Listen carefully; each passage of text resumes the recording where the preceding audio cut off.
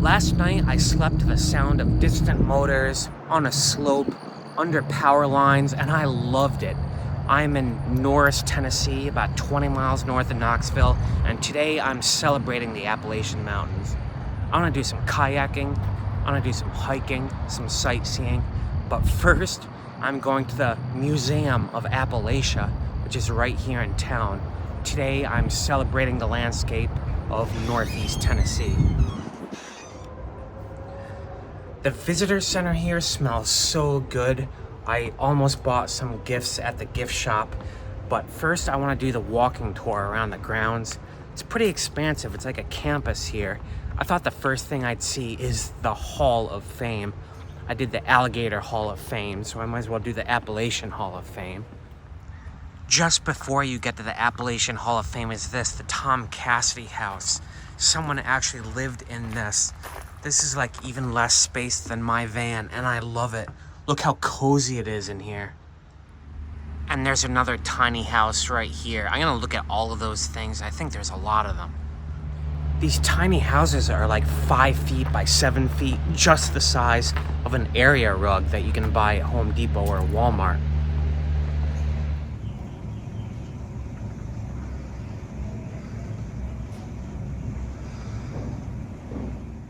Lots of famous people from this area, including Sam Houston, the first governor of Texas, Cordell Hull, who drafted our marginal income tax laws and the Charter of the United Nations, and of course the Carter family. June Carter was the wife of Johnny Cash, and Jimmy Carter became president. Those two are actually distant cousins. Someone else famous from here, Sequoyah, the first Native American to draft his own language in the English phonetic alphabet. They have Indian arts and crafts here. They also have lots of, folk arts and crafts here. Hand-carved stuff out of coal, out of wood, and of course, tons and tons of violins. I think my main takeaway was the faces of the people in this Hall of Fame. It makes me think when I die, I want to make sure there's a photograph of me with like no teeth and like so much character, you know what I mean? Over here, they have tiny houses and a tiny jail. I'm really curious what that's all about. Yeah, I don't think this is so bad. I would probably have the bed where it is now, maybe 6 inches lower. I'd have my little fireplace over here, maybe a desk right here. I would put a window in here. They only have one window up there. I mean, it is a jail after all. It's funny, since I live in a van, like small spaces like that don't intimidate me, yet dense crowded cities like Miami make me feel very claustrophobic. I could totally live in that jail cell. I would just add another window. They also have a map here of that Clinch River that I want to kayak today. That was dammed as part of the Tennessee Valley Authority. I remember reading about that in school. They also have a barn here, which is frozen in time. They have everything here. Tools, I don't even understand. Marble mill. If one places a small rock in the hole in this stone, and if the large stone is under a waterfall or rapid stream, then the small stone will bounce around inside the hole and What is going on? Yeah, I don't understand what's going on here, but they have everything here. Spices, like I said, it's frozen in time. I want to get outside and see the rest of the campus, though. This is the house of John Clemens, built in 1826. John Clemens was the father of Samuel Clemens, better known as Mark Twain. According to that sign, Mark Twain may have been born in this house. This house resided in Jamestown, Tennessee, nearby. They called it Possum Trot when they lived here. I guess the Clemens family moved out in the 1830s. But this house was transplanted to this museum campus, as were a lot of the buildings here. There are a lot of hobbies I would get into if I had the time. Blacksmithing is definitely one of them. Just all that fire and metal and blades and sweat just makes you go, you know what I mean? Just, Thankfully, the tour continues up to a shaded part after this shop. It's like 30 degrees warmer than it was when I woke up this morning. Also at the Museum of Appalachia, Daniel Boone's cabin. Daniel Boone was, of course, an American Revolutionary War hero who went on to explore this area and Kentucky after the war. His cabin was very, very basic. I am old enough to remember life before the internet. I feel like it was so much less complicated because we weren't at each other's throats all the time, but bombarded by people's opinions 24 hours a day. You know what I mean? This just has so much charm. I kind of want to step back 200 years and just live this life. But for now, I'm going to hit that gift shop. I do want to get some time in the woods. I'm going to try to get to that Clinch River, test out the current. I want to kayak, but my problem is I don't have two people. I don't have two cars to shuttle. I can only paddle upstream. So it depends on how strong the current is there. We'll see. These roads driving to this Norris lake, like you cannot take your eye off the road for a second. So many twists and turns and sharp rights. In a quarter of a mile, sharp right. As I suspected, that river's current was so strong where I wanted to launch, so I'm going to the lake, the area behind the dam, and that's fine because when I looked on the map, you know how Google Maps has those little icons of cameras at an interesting place? There's one right up the shore here where I'm launching from that looks spectacular. I'm going to try to row there. I'm not going to tell you guys what it is right now because I want you guys to watch the video, but it feels good to get Moby Dick out, justifying her space again, because she is starting to be a pain in the you-know-what in my shower stall. I wasn't kidding when I said Moby Dick is becoming a pain in the you-know-what, taking up space in my shower stall. I think that's just inevitable. If you build a shower into your van, it will become a storage unit for one hobby or another sooner or later. That's fine though. It is earning its space today. What I want to do is kayak along the shoreline for I think 2 miles, then cross over this river or lake or reservoir, whatever it is, past an island and up a cove to get to what I want to show you guys. The wind here is significant enough to cause waves, the kind I'd expect in the wake of a boat. That's okay though, I can handle it. I'll just get a little bit wet. And just to compete with that, I learned there are motorboats on the water too. I thought I had the place to myself. I guess that was a little too optimistic. So I'm about to encounter the biggest waves yet. The wind combined with this giant boat that came way too close. I can kind of see the tidal wave on the horizon. I'll try to ride it out with you guys. Let's see how I do.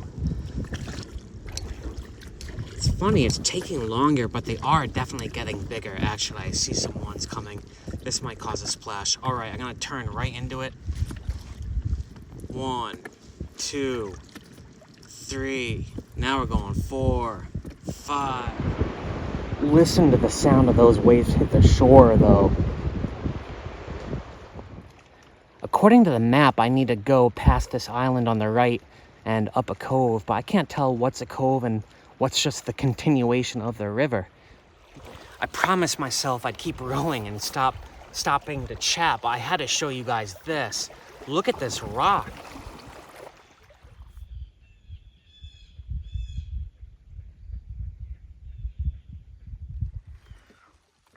Right there in front of me is a little cave, the first of, I think, a few more going that way.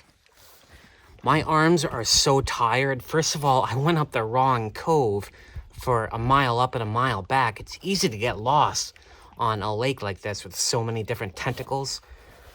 And then I got out to here, maybe 30 yards behind me, and the flow coming out this other cove that joins right here was so strong, I could not make any progress. I spent like the past hour just getting 50 yards from there to here. But I did make it to a cool little cave right here. I'm gonna try to get inside. I love the way the light is dangling. It's uncomfortable to have to hold my phone like this. I will be getting an upgraded camera soon. Someone in Delaware told me I should get a 360-degree camera and not a GoPro. In the meantime, this is actually kind of creepy. Those rock formations on the ceiling kind of look like stalactites. I feel like I'm entering that alien spaceship at the beginning of Alien, Like the rock formations even look like something out of a Geiger, artwork. I think I'm gonna back out of here. I do not want to disembark and see how far that thing goes. I don't feel any ventilation or anything, so I think it's a dead end sooner or later. I'm gonna go around this cove right over here, if I can, and see if I can find more caves. Not seeing any more caves, but according to Google Maps, that pedestal right there is called Jumping Rock. Not even sure how you would get to there. I don't know if it's easy to see, but there's like a steep drop off right here, unlike that other part of the lake where it was really shallow, even 30 yards out. I tried rowing up one of those coves as far as I could, but I don't know if you can tell. It's dammed right there. Kind of looks like the work of beavers and just the lay of the land. Yeah, a lot of the shoreline here, I noticed blast marks. Not all of this is just natural flooding from the dam. They dug some of this out. I think now I'm going to start rowing back towards the boat launch. Believe it or not, I've been on the water for 3.5 hours. In space, there's something called a Fermi point between two bodies where the gravity is zero. They cancel each other out. I seem to have found that spot on this lake, in this weird spot in the middle. I'm not moving forward or backward or right or left in any direction. I am just in stasis.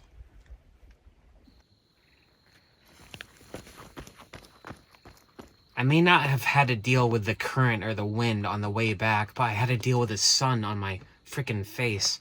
I'm glad it set just before I got to the boat launch. Moby Dick is like an endless terror to fight with. Honestly, it's getting to be a pain doing that thing. I'm not getting any faster with it. But as for tonight, I kind of feel like doing something social. Near where that Museum of Appalachia was, there's a Knoxville campground, an RV ground right there. Probably costs a bit of money, but I'm thinking of staying there.